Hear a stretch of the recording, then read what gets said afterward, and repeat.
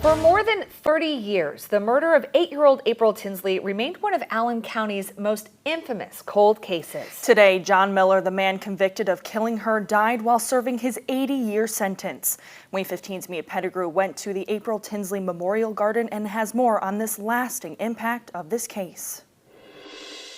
John Miller spent decades hiding in plain sight before spending the rest of his life behind bars, where he died today at 66 years old. He spent his last hours at St. Vincent's Hospital in Indianapolis, where he was serving 80 years for the abduction, molestation, and murder of 8-year-old April Tinsley.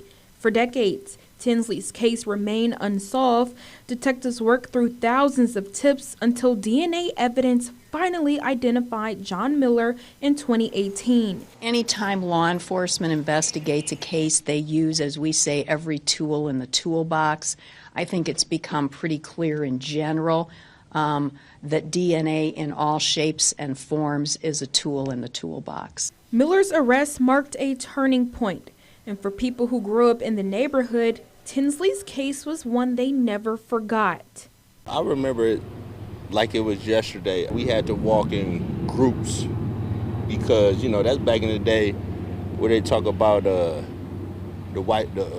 man in the truck that might, you know, snatch you up. Years later, Miller would admit that's exactly what he did, cruising neighborhoods looking for a child to take. On April 1st in 1988, police say April Tinsley was the one he spotted. She was on her way home from a friend's house to grab an umbrella, but never made it back. 3 days later, a jogger found her body in a DeKalb County ditch.